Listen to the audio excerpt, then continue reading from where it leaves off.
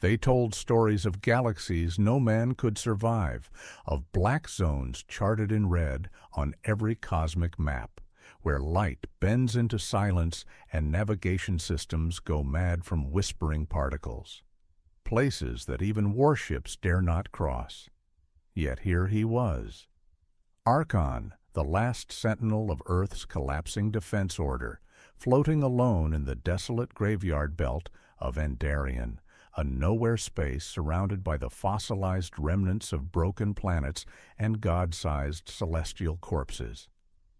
His ship's reactor hummed low and cracked, pulsing like a wounded heart. Arkon's armor, once gleaming with golden sigils of power, now flickered with scattered pulses of dying energy. No backup, no beacon, no signal.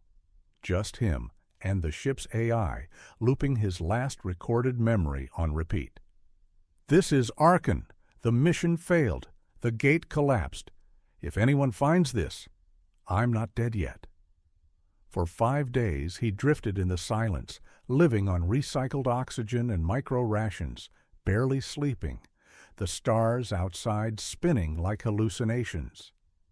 Then it happened, on the 6th rotation, just as his onboard systems began shutting down core functions, a burst of unknown heat signature lit up the dying radar, a reading so massive, so biologically impossible, it couldn't be real. A moon-sized thermal bloom, alive, pulsing, caged deep within the cracks of Andarion's largest fractured moon. Arkon blinked through the sweat in his helmet, sat up straight and whispered, "That's not natural." He initiated emergency thrusters, guiding the limping vessel toward the signal. The moon, if you could even call it that, was split in half like a broken skull, red light bleeding from its canyon veins, and as Arkon descended into its atmosphere, the ship shook violently. Smoke flooded the rear. Sparks burst from the controls. Systems dead. Crash was inevitable. He braced for impact. Metal screamed as the ship broke through tree-sized vines and glowing sand until it slammed into a crystalline cliffside and spun to a halt. Silence returned, briefly, until a distant, haunting sound echoed across the scarred terrain. It wasn't wind. It wasn't machine. It was breath, heavy, low, and deep, like the earth itself exhaling. Arkon pulled himself out of the wreckage, bleeding from the brow, eyes adjusting to a surreal alien glow, reds, oranges, violets hanging in the air like mist. Then he saw it. In the far canyon wall, behind ancient pillars and broken machines, a shadow moved, massive and slow, groaning with the weight of planets. His suit's scanner tried to calculate it, but failed. "Biological mass exceeds database parameters," the AI stuttered. And still that breath came, like thunder before a forgotten storm.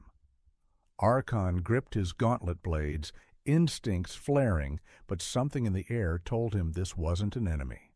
Not yet, not unless he made it one.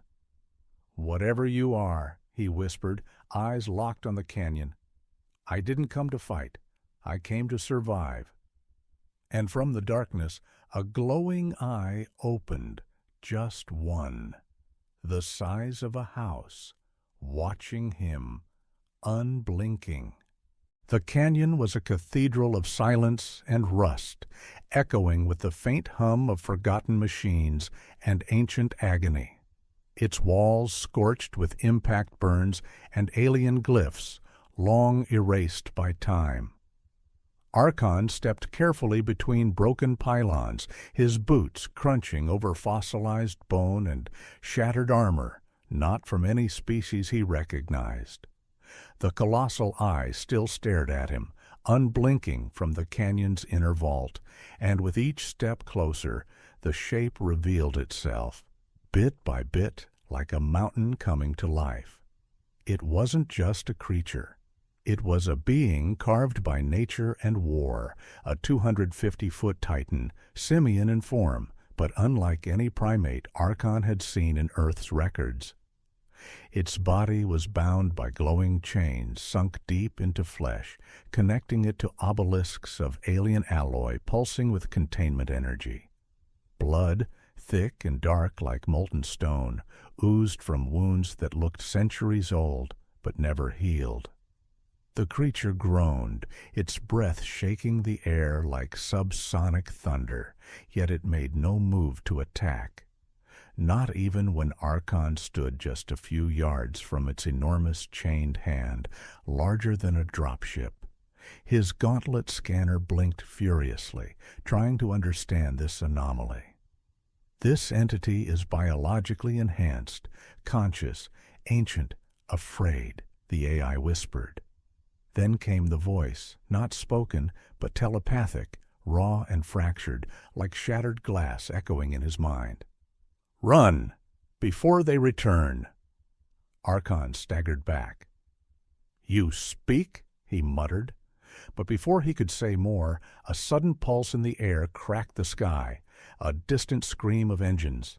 Ships, sleek, black, insect-like vessels descended from the upper cliffs, alien hunters, a race known only in forbidden files as the Sithari, creatures who harvested rare DNA across galaxies to create weapons of war.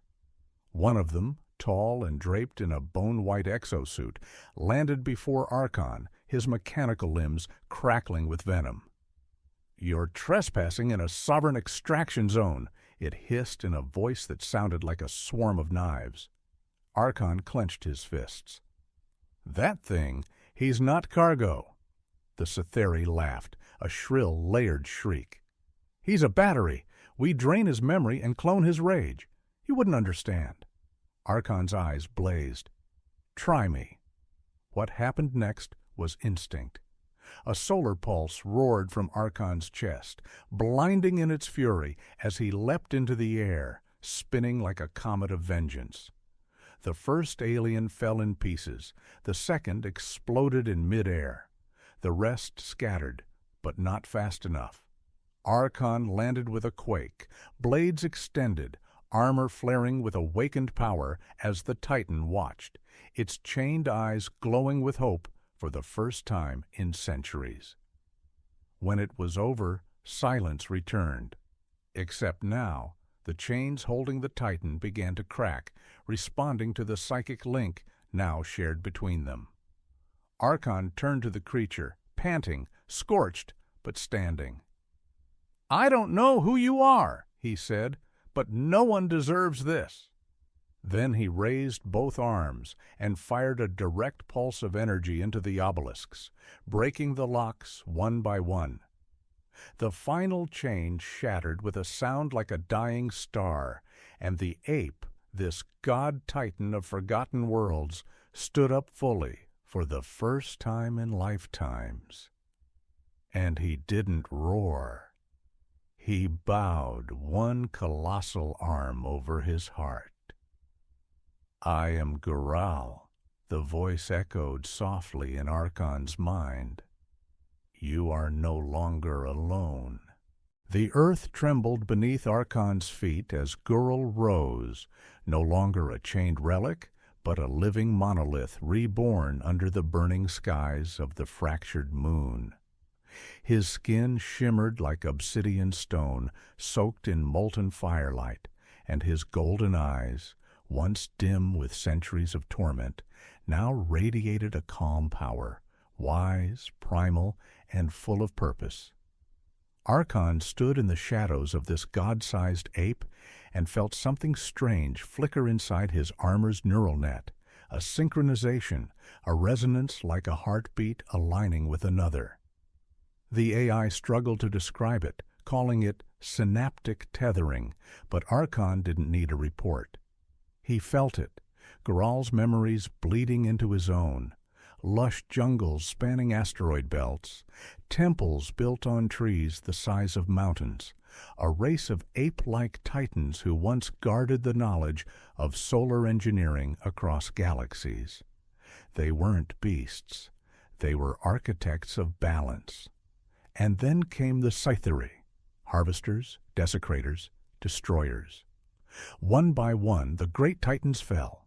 Ghural, the last of his kind, sacrificed himself to lead the enemy away from his homeworld.